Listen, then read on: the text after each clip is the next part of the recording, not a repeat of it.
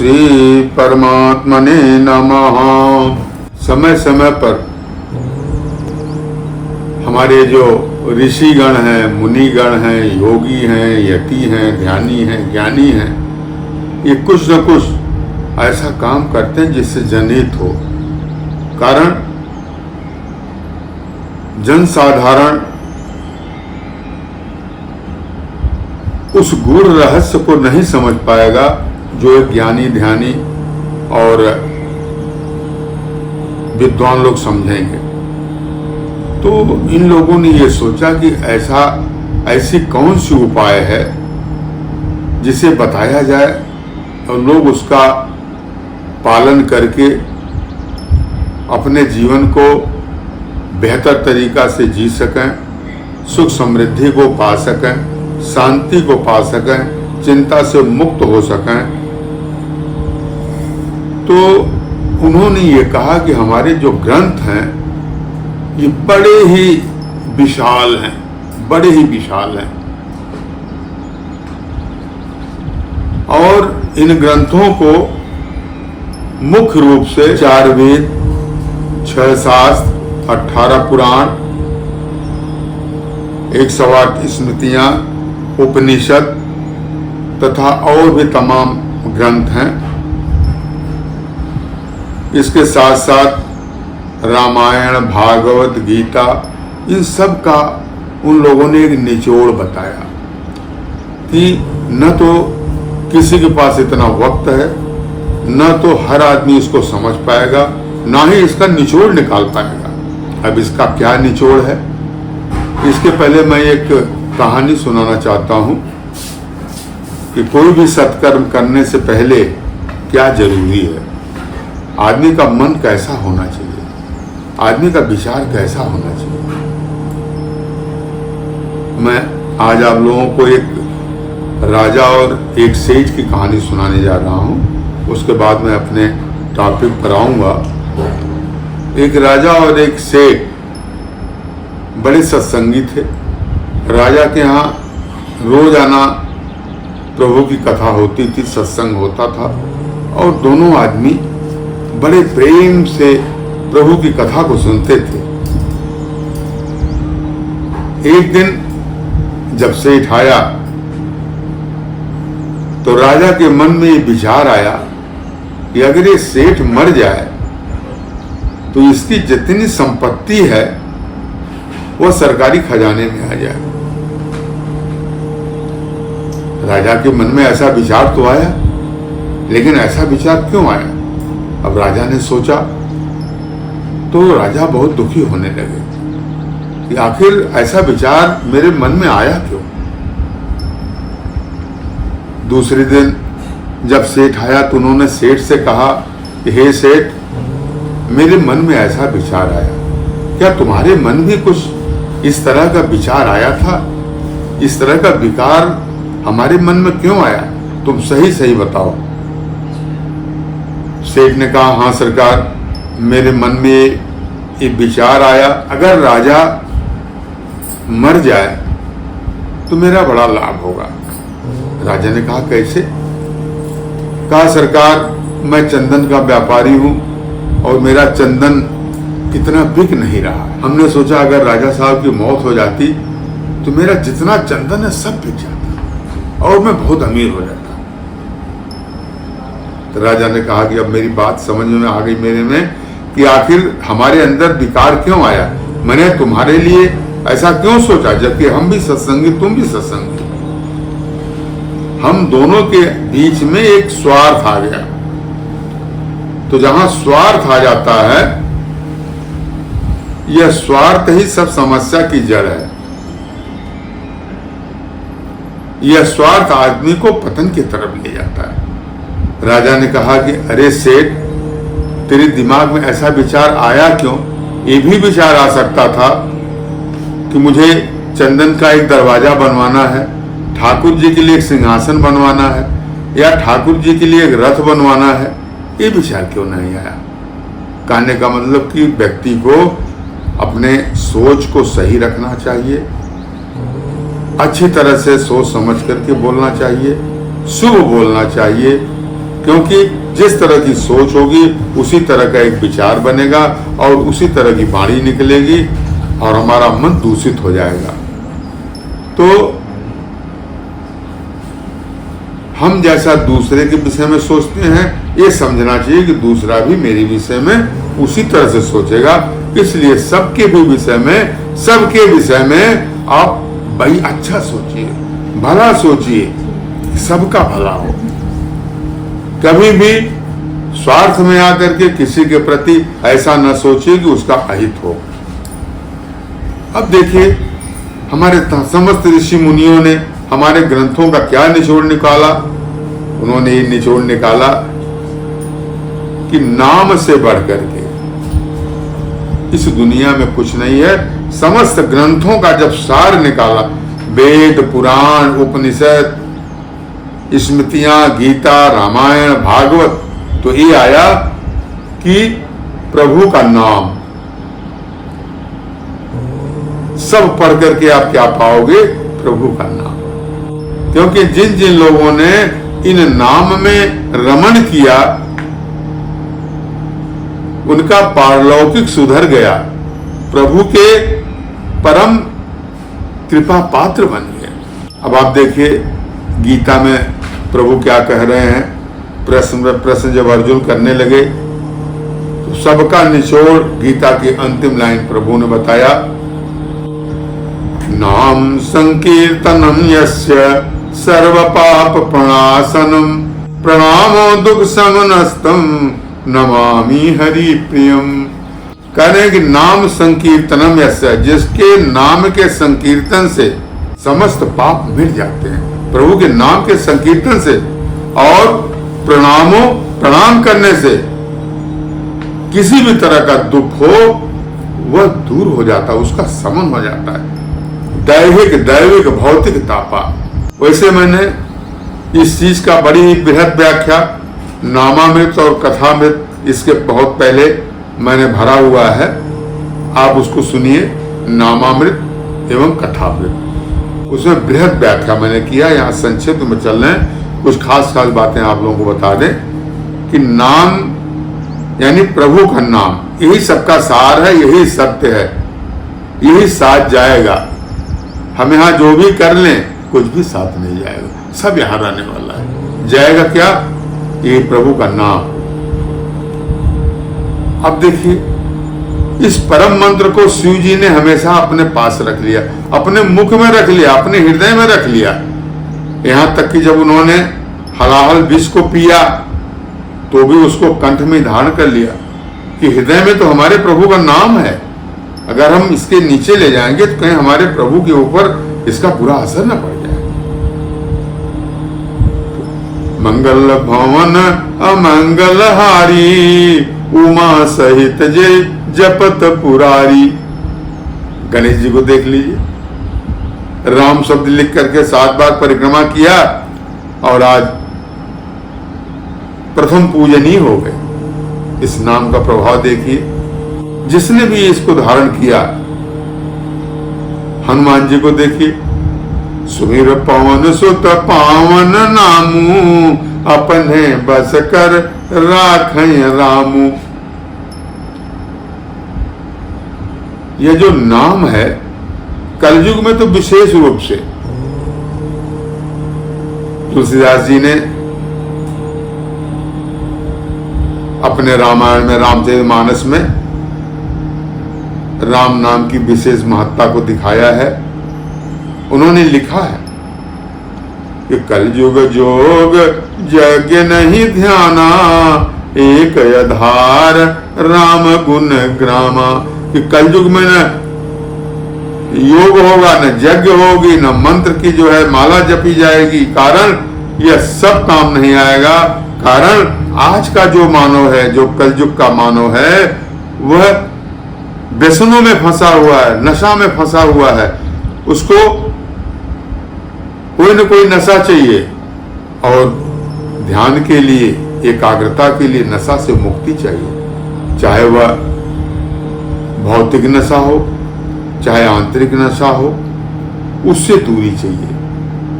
कारण जब तक अंदर व्यसन है, द्वेष है, राग है, तब तक नाम जपने का कोई फायदा नहीं है।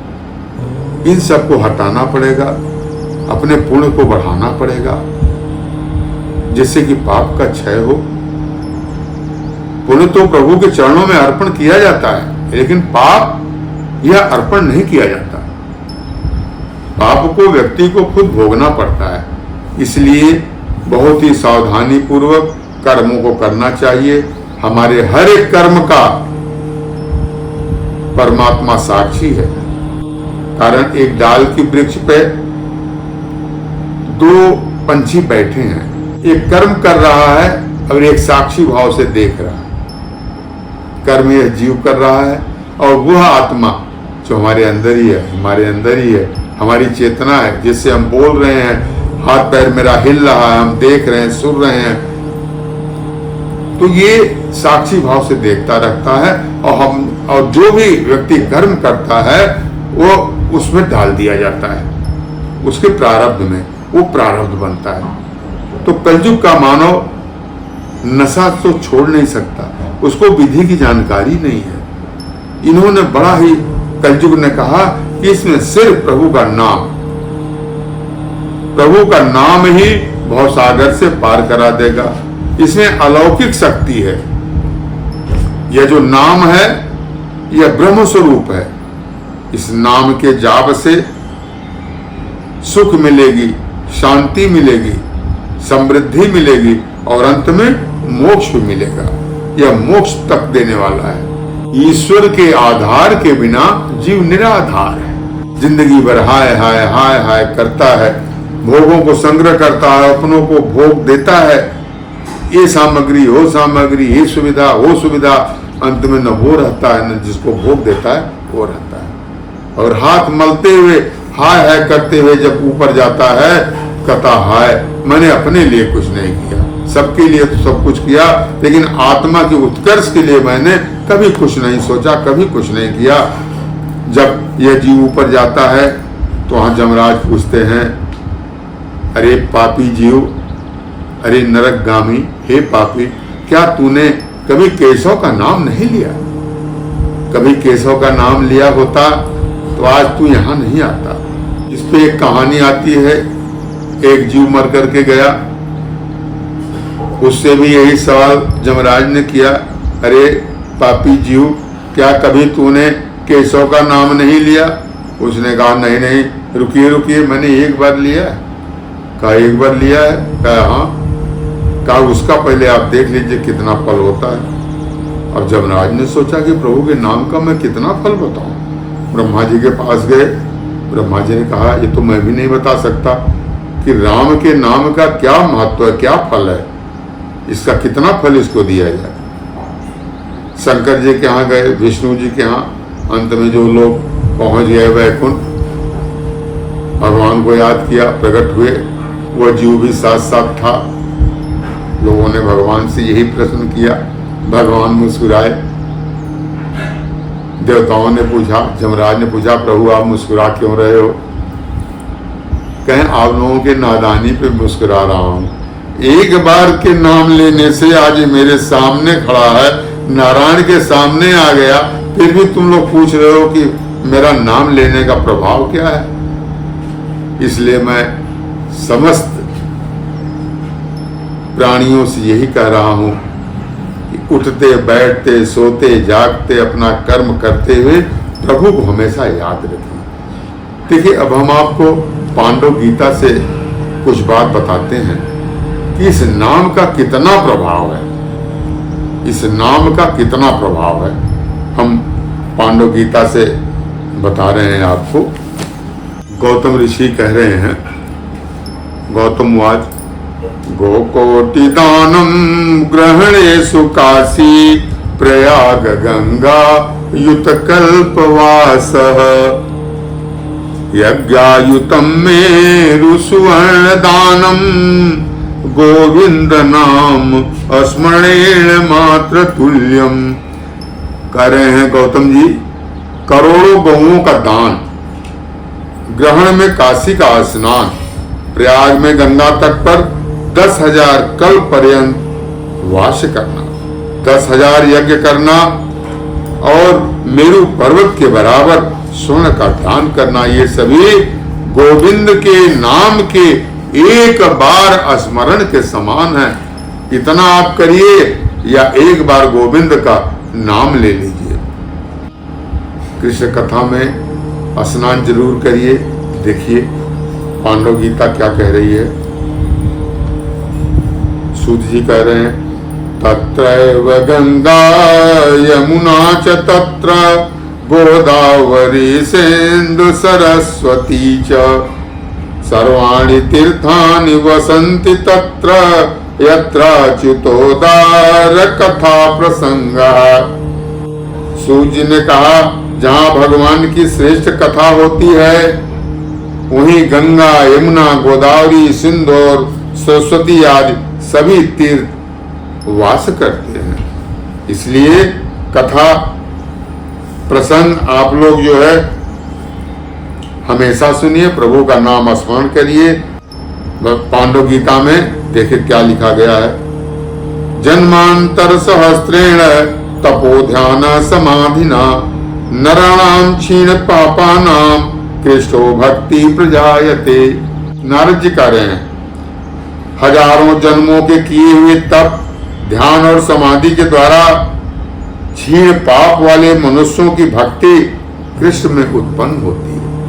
अगर कृष्ण भगवान में किसी की भक्ति उत्पन्न हो जाए तो समझ लीजिए कि हजारों वर्ष का, हजारों जन्मों का उसका जो है तप ध्यान समाधि, इसका फल उसको मिल गया। देखिए नमस्कार के विषय में भी उन्होंने कहा।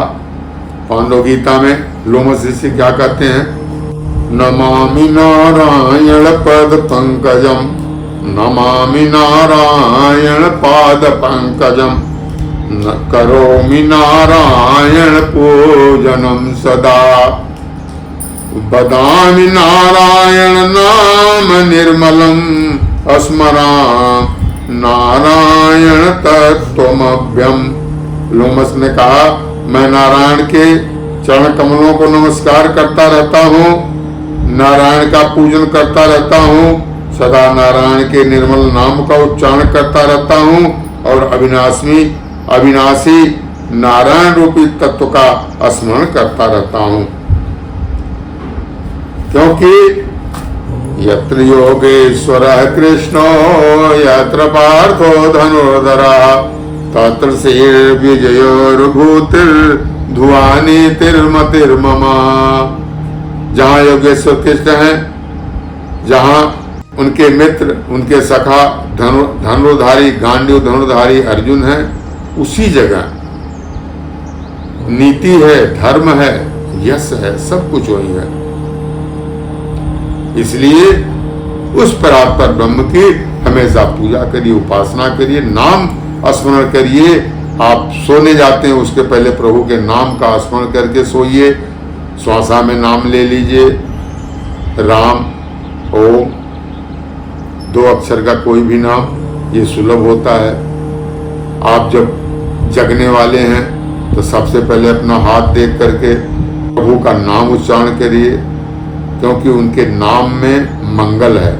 यह नाम ही पवित्र को पवित्र बनाता है, मंगल को मंगल बनाता है। पवित्राम पवित्रो यः मंगलानाम च मंगलम। यह पवित्र को पवित्र करता है और मंगल को भी मंगल करता है। इसलिए प्रभु के नाम का स्मरण करिए और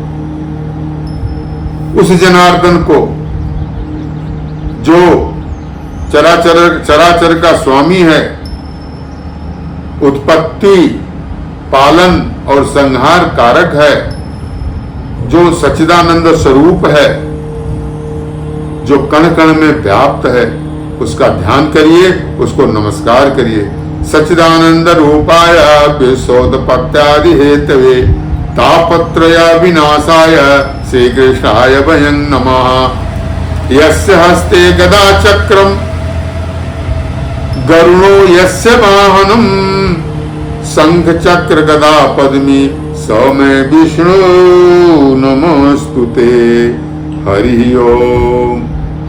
ओम तत्सत्।